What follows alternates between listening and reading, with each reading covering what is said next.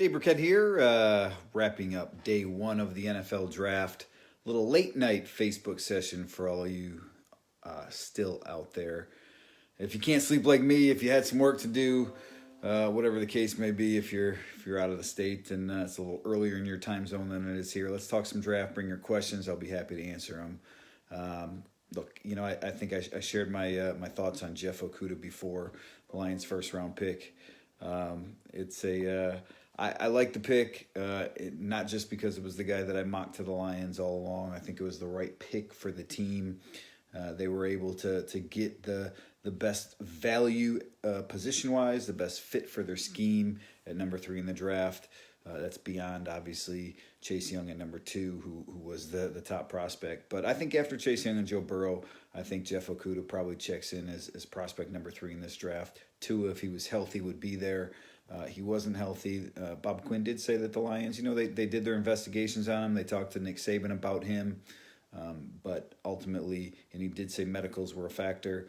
Didn't say exactly what, but he said that was part of the evaluation. Ultimately, I never got the sense that the Lions were in on the quarterbacks, at least early.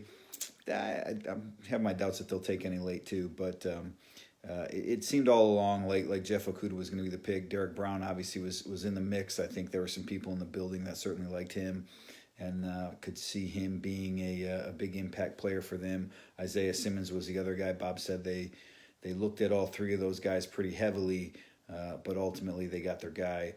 Can't be any doubt about that since they were all on the board when the Lions picked. So let's talk about that. The fact that the Lions did not get a trade done in the draft. I know there's some people out there that are upset about that. How could they not? When you're sitting at number 3, when quarterbacks go 5 and 6, when there was some talk about the offensive tackles. So look, I wrote this.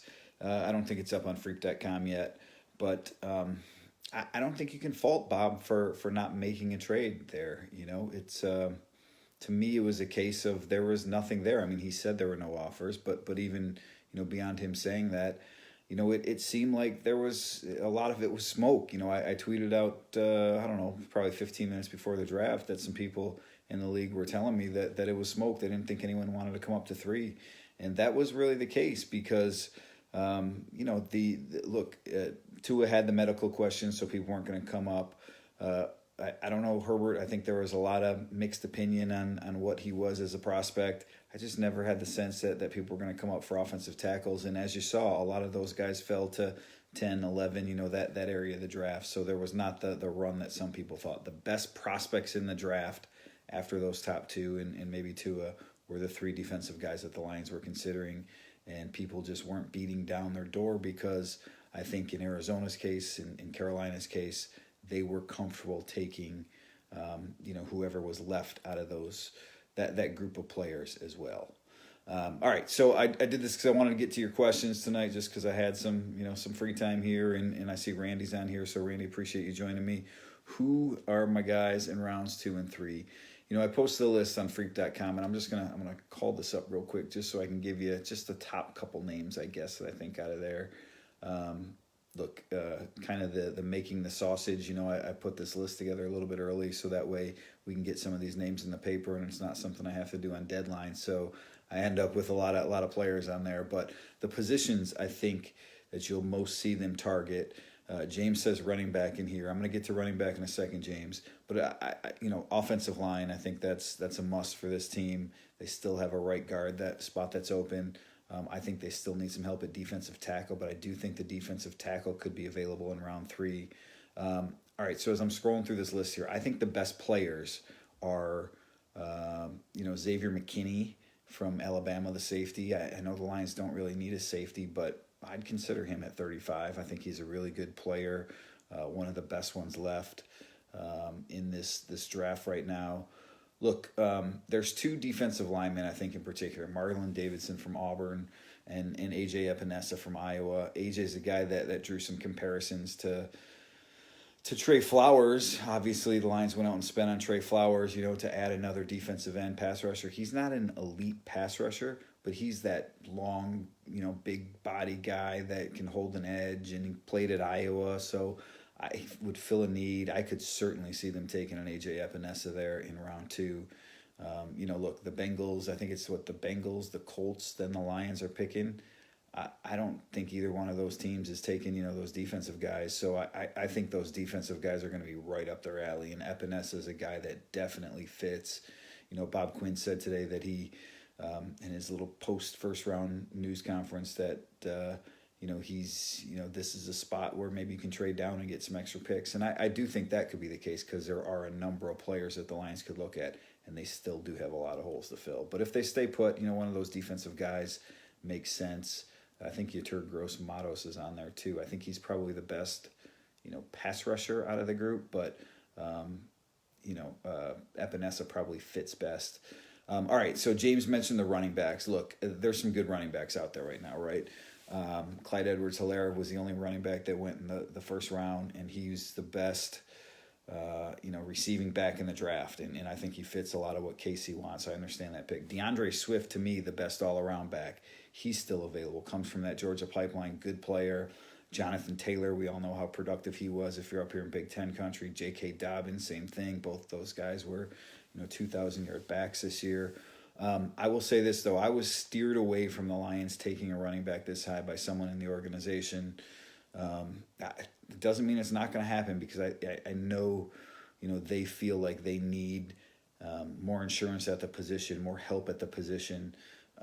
So I think they probably feel like they need help, but I just don't know that this is the right spot for them to take him. Maybe you can get a Zach Moss later, but I think those guys, they're all going to come off the board pretty early in round 2. Swift, Taylor, Dobbins, I would probably put them in that order, though, Taylor's fumble problems, maybe a little bit of a concern. Jair, I don't know if I'm saying that right. Jair, there you go, probably. Laviska Shenault. I didn't put him on my list, but just because I didn't, I don't think the Lions go receiver in round 2, but I like him as a player. I think he does a lot of different things. The receivers that I put on there, Denzel Mims, I put him on my list because the Lions had him at the Senior Bowl. Another really good player. I thought he really balled out down there. T. Higgins, I put him on the list because a lot of people thought he was a first-round pick. You could make the case that Chenault's better than, either of those guys. I think receiver is really taster's choice, but, when it comes down to it, I could see a big body like a Mims, like that's who the Lions seem to like at the receiving corps. So if they were to go a receiver here in round 2 or with a trade down, I could see him. Randy mentions Josh Uche. He would fit too. Look, I think both him and Zach Bond, I didn't mention them in that group of players, and I need to get back to that group of players. But I think they both would fit. But to me, again, let me just rewind before I get to your questions here, Tyler and John. I mentioned McKinney, John, as a player at the top. Like if I'm the Lions and I'm picking at 35, I think McKinney, just for the value, I think he's one of the, probably 2 or 3 best players left right now. The running backs are good players, but like I said, I was kind of steered away from them. On the defensive line, Marlon Davidson, AJ Epinesa. I think Epinesa is probably as good a fit as there is for the Lions scheme. And then the offensive line. Look, I wrote about the offensive line a little bit in my list that I did, and these are the names that I put in there for you. Tyler is asking about that. What's more important, filling the pass rush needs or interior offensive line? So the offensive lineman I mentioned, Robert Hunt, he's kind of the guard. Ezra Cleveland. I thought he was going to go in the first round because I got some really good feedback on him as a tackle. But the thing about Ezra Cleveland is he can play all 5 positions. So I think Ezra Cleveland could definitely be in the mix for the Lions too. Josh Jones from Houston, put him on my list because that's another guy that played for the Lions coaches in the Senior Bowl. So if I'm looking at a pick for the Lions here on day 3, I'm taking one of the offensive linemen, McKinney, or maybe one of those defensive linemen with Epinesa being the lead just from the Iowa ties and what he can do.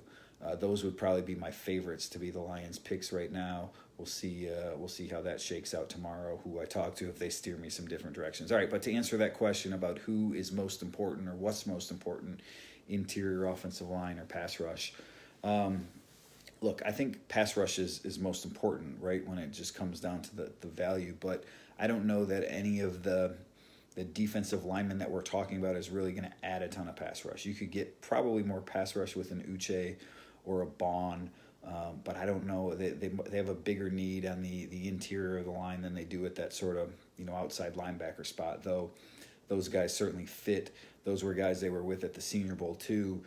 Jamie Collins, he's 30 years old. He's only got 2 years on his deal, so I could see them taking a guy like that could bring some pressure off the edge. That's why what Bob Quinn mentioned, a trade down. If there is someone that wants to go up and give them another day 2 pick, it would make a lot of sense. James mentioned McKinney and Josh Jones. Yeah, look, Jones, like I said, that's another guy that played for the Lions coaches in the Senior Bowl. So given the offseason that we're in, where there's not really much of an offseason, Bob Quinn has mentioned this before, that those guys are, they're going to be valuable guys that they think can come in and play right away. Maybe there's some extra value to them. A lot of these guys, right, think about it, 4-year deals. If you're a rookie and you're not going to be able to play much, that's 25% of your contract that Lions aren't getting anything out of. So if you can get something from a Josh Jones, a Josh Uche, a Bond, whoever it is, because they played for your staff in the Senior Bowl, I think that's something that's definitely worth considering. Tyler mentions, a guy like Curtis Weaver out here. Yeah, see, I think Weaver, if you wanted to wait on that position, because I don't think he's going in round 2, I maybe you could wait and you could get him in 3 or maybe even 4. But I think you're right. He does provide some pass rush value. I like Uche and Bond a little bit better because I think they can play that outside linebacker spot. I think Bond might be a little bit better fit than Uche. Maybe Uche has a tad more pass rush, but I like them both as players. I think they would both fit. So I think the Lions have a lot of options here at the top of round 2. It's look, it was James, let me hit your question before I go on to what I was going to say, sort of wrapping up the draft. Skill positions, I think you're right. They do have to get better. And I think the Lions will address them. But here's the thing. The wide receiver, the Lions are good enough right now that they don't have to take one in round 2. So I see that more as a round 3, maybe even into the 4th round sort of value for the Lions. Again, I think there's some good players, some really good players available right now, but there's also going to be some guys that fall down because the wide receiver class is so deep and because there's some other needs that have to get filled. I think I had, again, I put this list out early just for the paper's sake, so we have a lot of names that we can just lop off the bottom of them. But I think I had like 18 names in this list, and I think they're all, I might have had a couple 3rd-round guys in there, but I think, let's say 15 of those are all 2nd-round guys. So there's some pretty good depth left in this draft where guys who were, late first, borderline first, early 2nd-round guys. Yeah, John, hoping for an exciting day 2. You know what? Maybe it'll be a little more exciting than day 1 because at least those first 10 picks seem to be pretty chalk. At least according to my draft, there wasn't a whole lot of maneuvering going around, and then I was writing a little bit late, so I didn't get a chance to see the some of the machinations later in the draft, I guess. Randy said, "What's your opinion on the draft? Get 2 receivers before it's done." I think they'll get 1. I don't know if they'll end up with 2, but they'll definitely get 1 guy that can at least would have the potential to be in that top 3 playing group next year when it's Kenny Golladay, and then who knows what else. Receivers. They seem to be pretty expensive on the market, for a pretty good one. Though I don't know if that's going to change based on all the influx of talent coming in.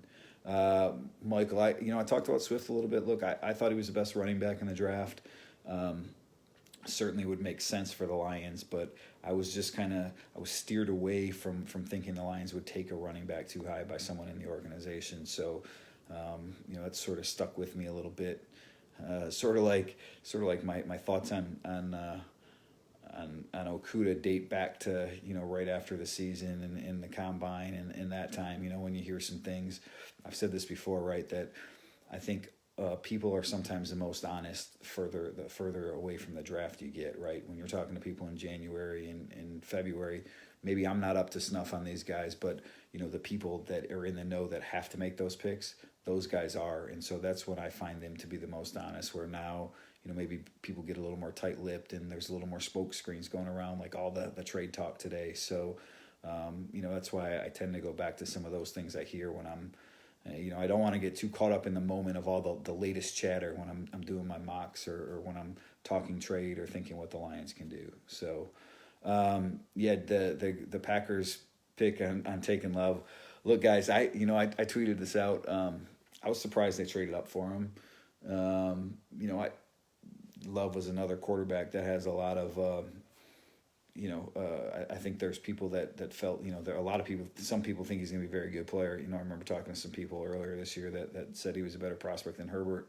Some people just don't see it, with all the interceptions that he had.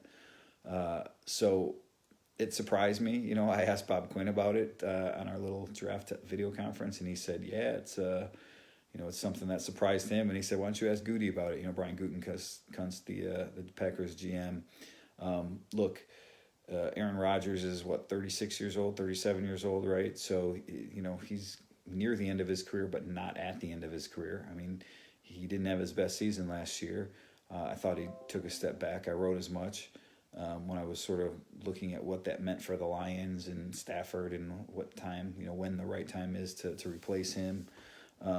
But it still surprised me, this is a team that had a pretty good year last year. And if they can get, if they could get a wide receiver or an offensive line help, maybe some of those things help Rodgers too. So, but I'll say this, look, the Packers, they obviously did it with Brett Favre, right? When they drafted Rodgers, they're doing it now. The Packers have had 3 decades of quarterback greatness. I mean, just greatness, right? 2 Hall of Fame quarterbacks for 3 decades.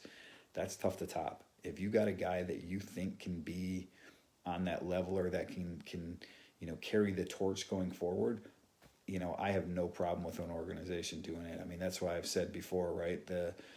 You could make the case that the Lions should have drafted Tua. They weren't going to because of the injuries. They weren't going to because of the situation that Bob and Matt were in. But certainly, I can never fault an organization for, like I think it was Gutekunst said, that you can never overvalue the quarterback position. All right. Brent. All right. So for those who are just turning in, we talked a lot about 35, that pick and the options available in round 2. And both those guys I mentioned, Dobbins, look, there's a couple good running backs, Dobbins, Taylor, Swift. I think they're all going to be gone in the, top 50 here. I think Swift is the best of that group. I was steered away from thinking the Lions would take a running back this high. So I put them on my list. That's on freep.com. But if I'm picking a player that I think they're going to take, Epinesa is a guy that fits what they want on their defensive line. I think he'll provide a little less pass rush than some people think, but they need some help up front. He's been compared to Trey Flowers. He can play that edge position. I certainly could see him in Detroit. Marlon Davidson's another defensive lineman that I could see. Xavier McKinney was a safety I mentioned, and I think there's a few good offensive linemen out there. Robert Hunt, Ezra Cleveland's really intriguing to me because, again, I was told he could play all 5 positions. We all know how much the Lions like that versatility. He's probably a left tackle going forward, but look, I think the Colts, not the Colts, I'm sorry. I think the Bengals, they could be in the market for an offensive lineman, so we'll see what happens. Alfredo, I don't want to say no shot at running back at 35. Again, someone in the organization sort of steered me away from that, and it's not like it's Bob Quinn saying that, and so it's a case of the GM saying, hey, we're not drafting a running back here, so you don't rule it out. It's not a decision maker. Let me say that, I guess. But again, my sense is that as much as they need help and know they want help at running back, I don't know that round 2 is a sweet spot for them to take it, where they can get some more important help maybe for offensive line, defensive line, at that spot. Though I think, adding a player like that, any of those 3 running backs would really, impact the offense.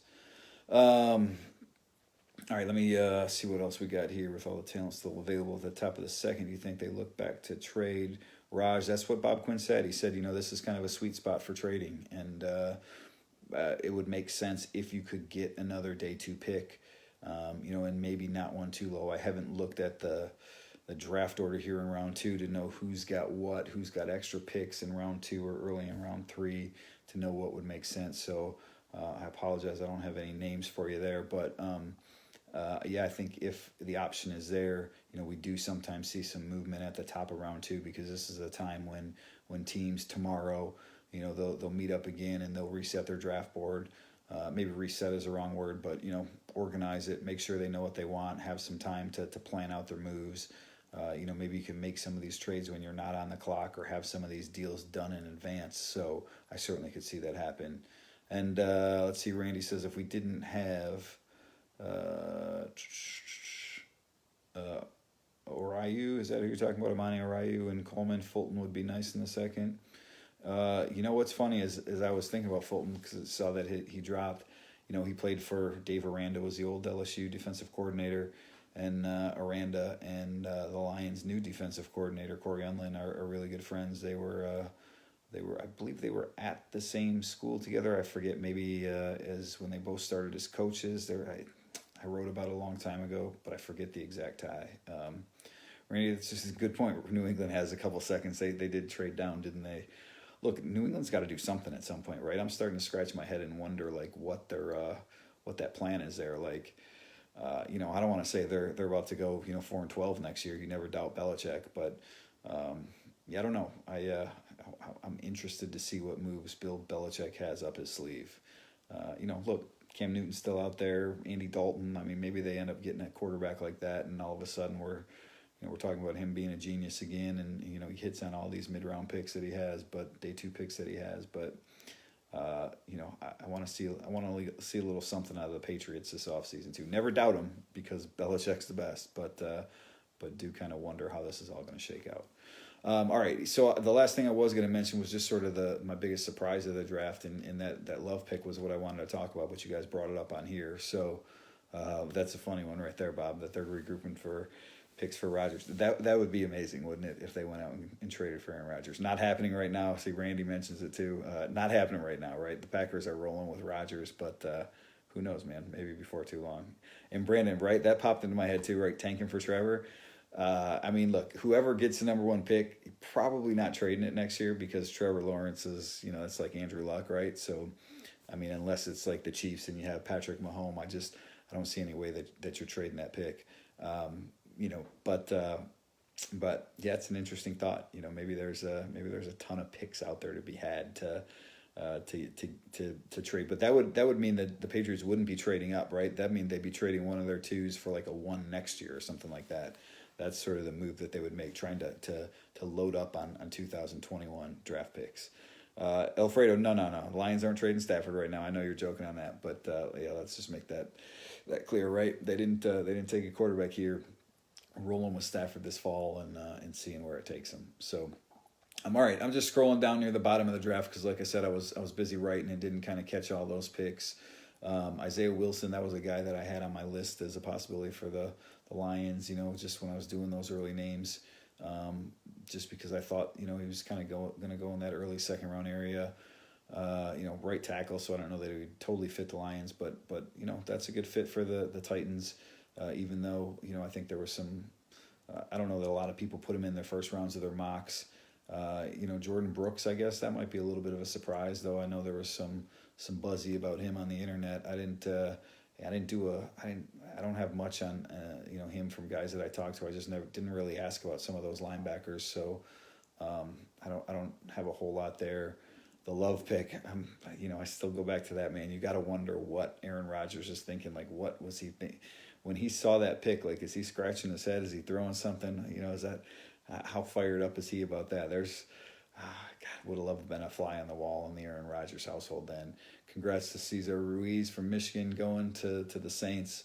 I stayed away from putting him in the first round of my mock for a long time, but finally put him in my last version of it. I had him going to the Cowboys, but I guess the Saints were the team that liked him. Look, the Cowboys, hey, I'm going to give them credit for taking CeeDee Lamb, all right? Like, not the biggest need since they just paid Amari Cooper, but I saw that Lamb was like 7th on their board, and you take him when he's there, right? He's one of the best players out there, and that offense is going to be pretty freaky next year. Pretty freaky next year.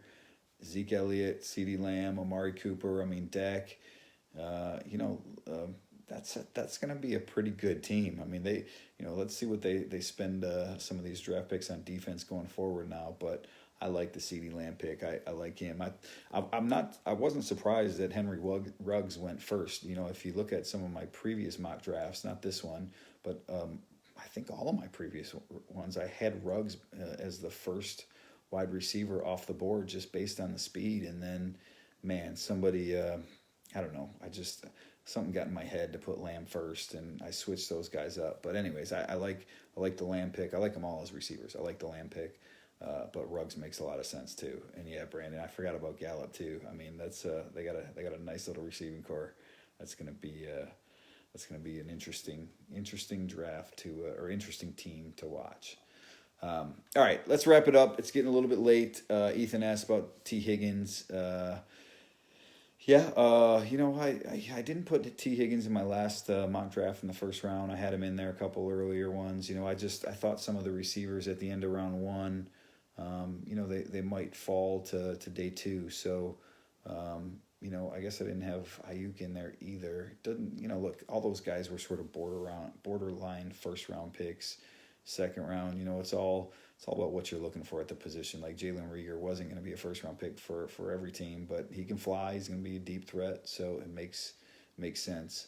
But T. Higgins, to answer your question, touchdown machine. The only two receivers I put on my list for the Lions in my day two potential picks were T. Higgins and Denzel Mims, like I said. And you're right, Dave. Higgins maybe doesn't check all the boxes, but he's a touchdown maker. I think he had 25 touchdowns the last 2 years. And, the Lions they like big receivers. I mean, they like size in their receiving core, right? Kenny Galladay, Travis Fulgham. Look at the guys that they've added here, right? The guys they've drafted, that Bob Quinn has drafted, versus the ones that he's just taking a flyer on at the end, right? The undrafted guys, Brandon Powell, Jace Billingsley, Tom Kennedy. I mean, those are the slot guys that he takes flyers on, where he drafts size at that position. So that's why I threw those guys in there. All right, Brandon says, good night and see you tomorrow. And Bob says, chat tomorrow. We'll do another one of these tomorrow, wrapping up the draft. We'll probably do one after the Lions' first pick in the second round too, and then things get a little hairy, so might not do one after round 3 or until the end of the night. But that's what we'll be looking at tomorrow. So we'll make sure we do this tomorrow again. Bring your questions. Hopefully we'll do it a little bit earlier than 3 a.m., but appreciate everyone joining me here on Facebook Live and Freak.com. You all enjoy the night, get some sleep, and we'll be back at it tomorrow. That'll do it for now. Dave Birkett, Freak.com.